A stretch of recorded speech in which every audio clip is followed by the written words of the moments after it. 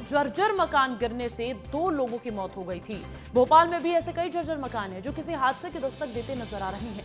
सभी बातों को जानते हुए भी नगर निगम प्रशासन अभी तक इन घरों से लोगों को खाली नहीं करा पाया है। सवाल यही है कि आप नगर निगम या प्रशासन बड़े हादसे का इंतजार कर रहे हैं। इन जर्जर मकानों और सवालों की जवाबदेही हमारी एक खास रिपोर्ट में देखिए।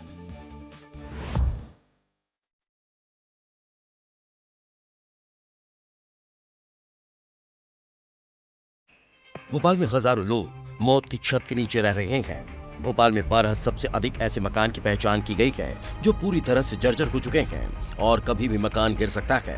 भोपाल की कई इमारतें 50 से 100 साल पुरानी हैं और भीड़ भाड़ वाले बाजारों में खड़ी हुई हैं। इन बिल्डिंगों के ढहने का खतरा और भी ज्यादा है। जर्जर मकानों को तोड़ने में कई चुनौतियां हैं। इनमें से एक बड़ी समस्या है विस्थापन की प्रक्रिया। जर्जर मकान में रह रहे लोगों का कहना है कि जब तक घर सरकार नहीं देगी तब तक वो घर को खाली नहीं करेंगे। जमीनी हकीकत की पड़ताल करने हमारी टीम इन जर्जर मकानों में पहुंची। सबसे पहले हमने ऐशबाग में मौजूद जनता क्वार्टर का जायजा लिया। यहाँ से 600 मकानों में 3000 लोग रहते हैं। सभी क्वार्टर जर्जर हो चुके हैं, बिल्डिंग गिरने लगी है। निगम ने बाकायदा क्वार्टर के बाहर जर्जर मकान घोषित कर इसका बोर्ड भी लगा दिया है। इसके बावजूद अभी तक इन मकानों को खाली नहीं कराया जा सका। इस वक्त मैं जनता क्वार्टर में हूँ। ऐशबाग का ये इलाका है और यहाँ पर करीब 600 ऐसे मकान हैं जो जर्जर हालात में हैं। कई साल पुराने ये मकान हैं और देखिए इसमें मध्यम तबके के लोग रहते हैं, गरीब तबके के लोग रहते हैं।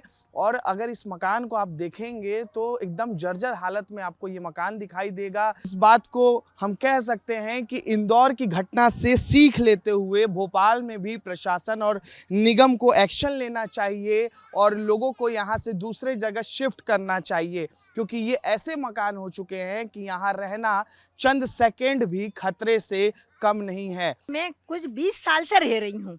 क्या 20 साल से रह रही हूँ।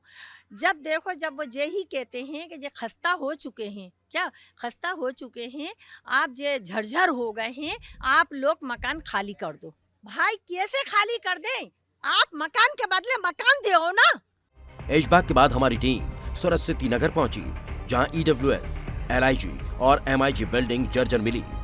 यहाँ रह रहे लोगों को फ्लैट खाली करने का नोटिस मिल चुका है, लेकिन इसके बावजूद लोग अपनी जान को जोखिम में डालकर रह रहे हैं। बिल्डिंग में जगह जगह दरार पड़ चुकी है।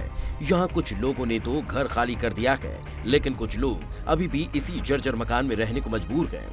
जिन मकानों को निगम ने खाली करने का नोटिस दिया है वहां पर अभी लोग नरक में जी रहे हैं। ऐसा इसलिए कह रहा हूं क्योंकि आप तस्वीर देखेंगे तो हैरान रह जाएंगे कि आखिरकार कोई भी व्यक्ति ऐसा जीवन कैसे जी सकता है। जनता क्वार्टर का हर घर जर्जर हो चुका है। ऐसा कोई घर नहीं है जो अच्छा हो। ऐसा इसलिए कह रहा हूं क्योंकि आप तस्वीर देखिए, इस वक्त मैं दूसरे घर में आ गया हूं और यहाँ पर भी हालात एकदम सेम नजर आ रहे हैं। हमें कोई शौक नहीं आ रहा। देखो आप इस तरह के हालत कि हम लोग रात को सोते हैं, सुबह उठेंगे कि नहीं उठेंगे बच्चों को लेकर। हम लोग को गवर्नमेंट कोई जवाब ही नहीं दे रही। योजना में घर दिए जाएंगे तो कहाँ है आवास योजना, कहाँ दिए जा रहा है हम लोगों को घर? हमसे तो ये कहा जा रहा है कि बाहर निकलो। यहाँ के नोटिस जारी कर दिए कि ये ऐसे हो रहा है, गिर रहा है। सरकार ने पल्ला झड़ा लिया है। निगम प्रशासन की उदासीनता के कारण लोग जर्जर मकानों में रह रहे हैं। अगर समय रहते इन लोगों को खाली नहीं कराया गया तो बहुत बड़ा हादसा हो सकता है। इसलिए विस्तार न्यूज जिम्मेदारों तक इस तस्वीर को पहुंचा रहा है ताकि बड़े हादसे को टाला जा सके। जब इस पूरे मामले को लेकर महापौर मालती राय के पास पहुंचे तो उन्होंने क्या कुछ कहा, आप भी सुन लीजिए।